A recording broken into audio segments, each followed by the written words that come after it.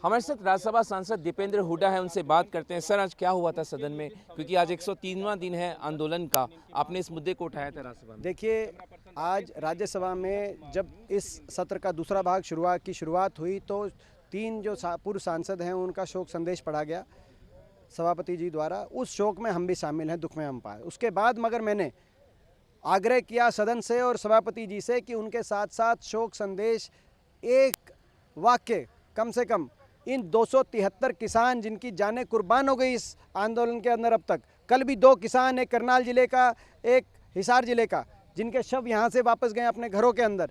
मैंने कहा इनके बारे में भी एक वाक्य कम से कम सहानुभूति का व्यक्त किया जाए, संवेदना का एक शब्द कम से कम व्यक्त किया जाए। सरकार का छोटे से छोटा मंत्री कर दे, सरकार नहीं करती तो सदन कर दे, सदन नहीं करना चाहता तो हमें उसको सहानुभूति के एक शब्द कहने की हमें इजाज़त मिले शोक संदेश के साथ।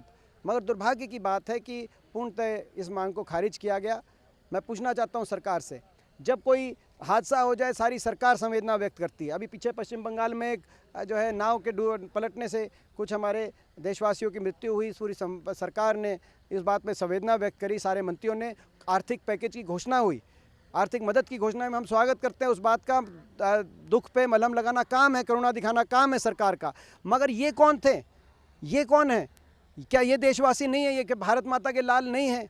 ये आप इनके चेहरों की तरफ आप देखें, आप चेहरों की तरफ, इनकी आंखों की तरफ आप देख के बताएं, क्या ये देश के सच्चे नागरिक नहीं थे? तो इनके प्रति क्या सहानुभूति व्यक्त करने का भी सरकार के दिल में करुणा नहीं है? आपने इनकी मांग खारिज कर दी, आपने इनका आंदोलन खारिज कर दिया, आपने देश के किसानों को खारिज कर दिया। अब देश के किसान की कुर्बानी भी आप खारिज कर रहे हैं।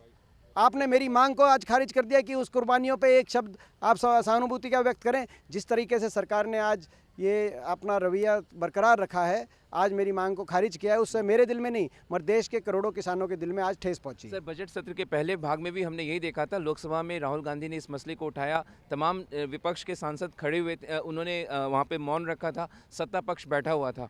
क्या लग रहा है? और आज 103वां दिन भी आंदोलन का हो गया और सरकार के साथ 22 जनवरी के कोई बातचीत नहीं हुई किसानों की और आंदोलन जारी है। देखिए, सरकार को बड़ा दिल दिखाना चाहिए। सरकार 11वें राउंड के बाद बातचीत से भागी थी।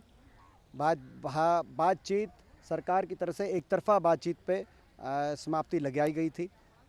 किसान तो 5 घंटे तक बैठे रहे थे विज्ञान भवन, उनके बाद उसको बताया गया था कि बातचीत समाप्त हो गई है, अब बातचीत नहीं होगी। तो सरकार ही बड़ा दिल दिखा के दोबारा बातचीत की मेज पे किसान संगठनों को बुलाने का काम करे, जायज़ मांगों को मानते हुए किसान की इस गतिरोध को समाप्त करवाए। और इस भाग में भी आप लोग इस मुद्दे को उठाएंगे सर, किसान आंदोलन? पूरी तरीके से। देखिए, ये हम देश के किसान के साथ हैं, हम देश के किसान के साथ हैं। और इस आंदोलन, जिस आंदोलन ने इतनी अग्नि परीक्षाएं देनी पड़ी, जिस आंदोलन जो 3 महीने बाद भी पूरी संयम से, शांति से, हज़ारों लाखों की तादाद में आज भी आप जाके देखें बॉर्डरों पे आज भी किसान बैठे हैं, इतनी जानें कुर्बान करने के बाद भी। आप बताओ देश में किस आंदोलन में इतनी जानें कुर्बान हुई हैं? आप बताओ। मगर इस आंदोलन में हुई हैं, फिर भी किसान व्यथित नहीं हुआ, आज भी शांति, संयम, धैर्य से आस लगाए बैठा है। इस आंदोलन के हम पूर्णतः साथ हैं।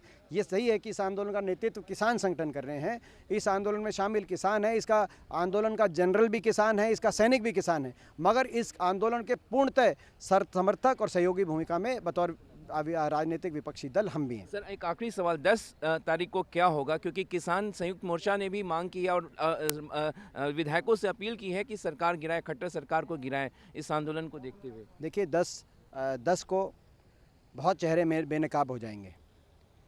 कौन विधायक किसान के साथ है और जनता के साथ है और कौन अपनी कुर्सी के साथ है, इस बात का फैसला, क्योंकि बहुत से विधायकों ने स्टैंड लिया है कि हम किसान का साथ देंगे, मगर अंदर कहाँ जाके वोट डालते हैं?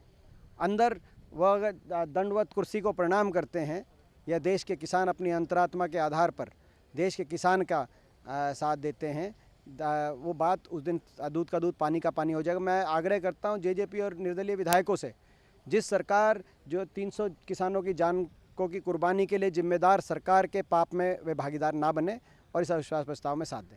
शुक्रिया सर हमसे बात के लिए। हमारे साथ दीपेंद्र हुड्डा, जो कि साफ तौर पे उन्होंने मुद्दा उठाया, एक तो सदन के भीतर की मौन व्रत रखा जाए जो किसान मारे गए, साथ ही साथ उन्होंने जेजेपी और निर्दलीय विधायकों से अपील की है कि 10 तारीख को जो अविश्वास प्रस्ताव खट्टर सरकार के खिलाफ आ रहा, उसमें वो उस अविश्वास प्रस्ताव के पक्ष में मतदान करें। तो ये बात दीपेंद्र हुड्डा ने अपनी तरफ से रखी है। कैमरा अमित के साथ मनीष कुमार, न्यूज़ 24 दिल्ली। नमस्कार, मैं हूं मानक गुप्ता।